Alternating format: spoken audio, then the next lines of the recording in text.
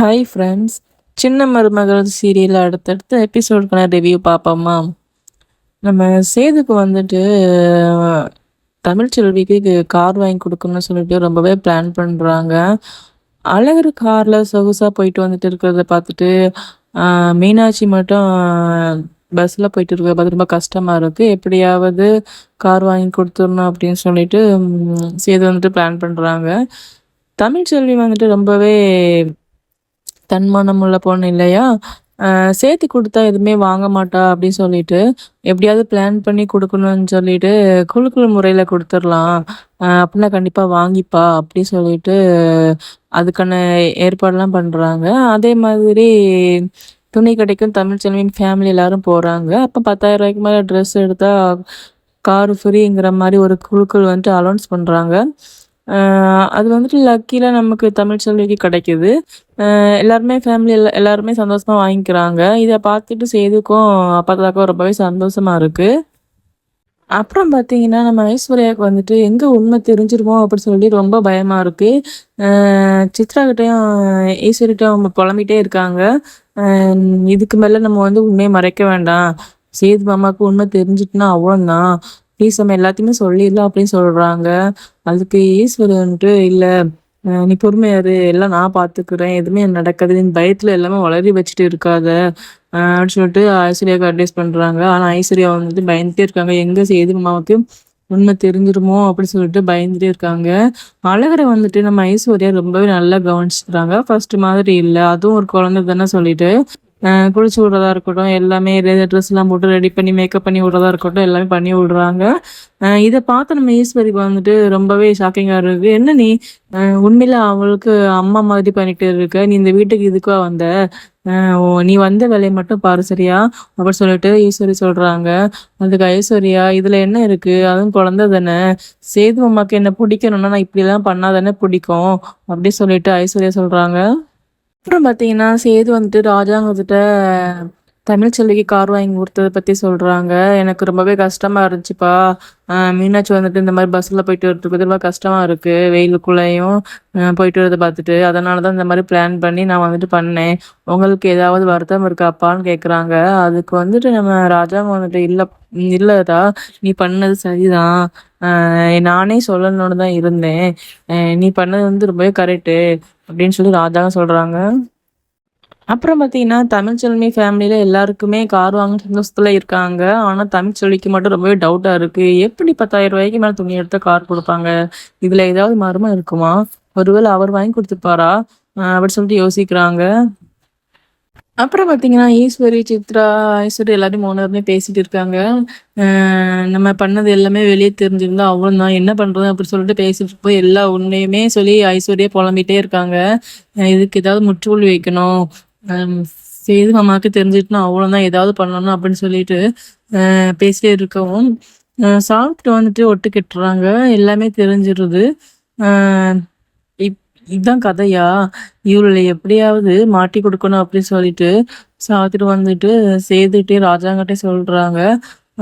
ராஜாங்கிட்ட கூட்ட சாவித்ரி, இங்க இந்த வீட்டுல நடக்கிறது எதுவுமே சரியில்லை, உங்களுக்கு ஏதாவது தெரியுதா, கோயிலுக்கு போயிட்டு வந்தது வந்து சித்ராக்கும் ஈஸ்வரிக்கும் முகமே சரியில்லை, ஐஸ்வர்யா மூஞ்சி ஒரு மாதிரி இருக்கு, தமிழ்ச்செல்வி வீட்டை விட்டு வெளியே போனதுல அவ மேல பழி வந்ததுல எனக்கு என்னமோ ஏதாவது இருக்குமோன்னு தோணுது, இதுல ஏதாவது கண்டுபிடிக்கணும்னு சொல்லிட்டு சாவித்திரி வந்துட்டு ராஜாங்கத்துல சொல்றாங்க. இல்ல, உண்மை வந்து கண்டிப்பா ஒரு நாள் வந்துட்டு வெளியே வரும், அது வந்து என்னைக்குமே மறைக்கப்படாது, சேது சொன்ன மாதிரி பொறுமையா இருக்கலாம், உண்மையிலே தமிழ்ச்செல்வி மேல தப்பு இல்லைன்னா கண்டிப்பா நிரூபணம் ஆகும், அன்னைக்கு தமிழ்ச்செல்வியும் பார்த்துக்கலாம் அப்படி சொல்லிட்டு ராஜாங்கம் சொல்றாங்க. அதுக்கு நம்ம சாவித்திரி வந்துட்டு இல்லை, இதை எப்படியாவது கண்டுபிடிக்கணும், இதுல ஏதோ ஒன்று இருக்கு அப்படி சொல்லிட்டு எல்லாமே சேதுக்கிட்டேயும் சொல்றாங்க.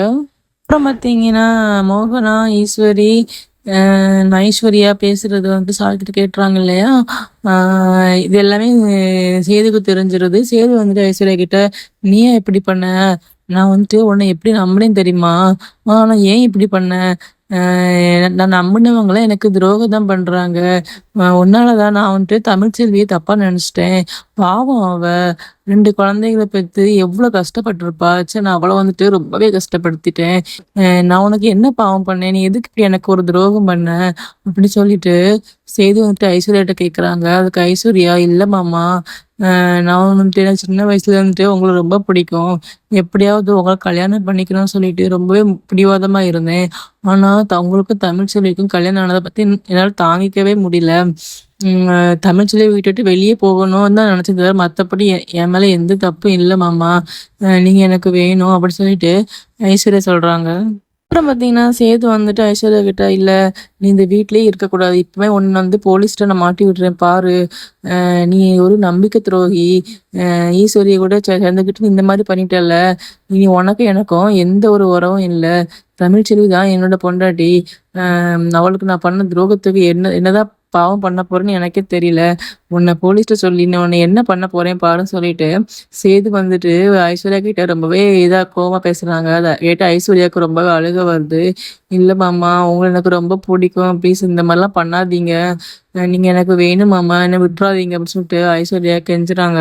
சேது வந்துட்டு, "நீ இப்படி ஒரு காரியம் பண்ண பிறகு நான் உன்ன மன்னிப்பே நினைக்கியா? ஆ தமிழ்ச்செல்வி எந்த தப்பும் பண்ணல. நீ அவ கூட சேர்ந்து எல்லாமே பண்ணிட்டு, பாவம் அவ.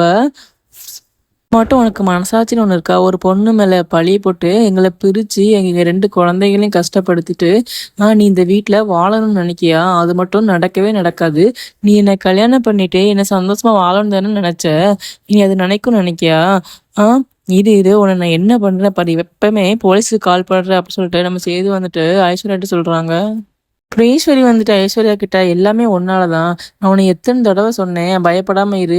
பயத்த முகத்துல காமிக்காத. இங்க இருக்கிறவங்கலாம் கண்டுபிடிச்சுருவாங்கன்ட்டு நான் உன்ட்ட எத்தன தடவ சொன்னேன்.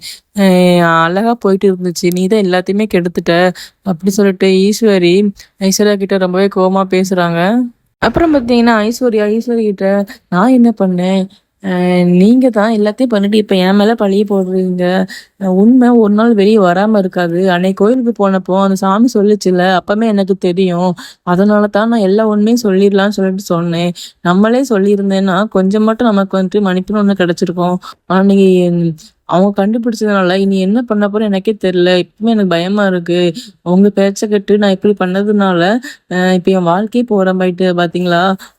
நான் சேது மேல கல்யாணம் பண்ணி சந்தோஷமா வாழணும்னு தான் ஆசைப்பட்டேன். இப்ப என் வாழ்க்கையே இல்லாம போயிரும் போல. எல்லாத்துக்குமே காரணம் நீங்க தான்.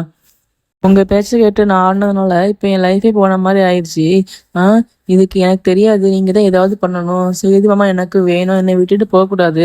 ஏதாவது பண்ணுங்கன்னு சொல்லிட்டு ஈஸ்வரி கேட்குறாங்க. அதுக்கு ஈஸ்வரி, அதான் எல்லாமே முடிஞ்சு போச்சே. ஜெயிலுக்கு போ வேண்டியதுதான். வேற என்ன பண்றது? விடு." அப்படி சொல்லிட்டு 2 பேருமே என்ன பண்ணன்னு தெரியாம முழிச்சுக்கிட்டு பேசிட்டு இருக்காங்க.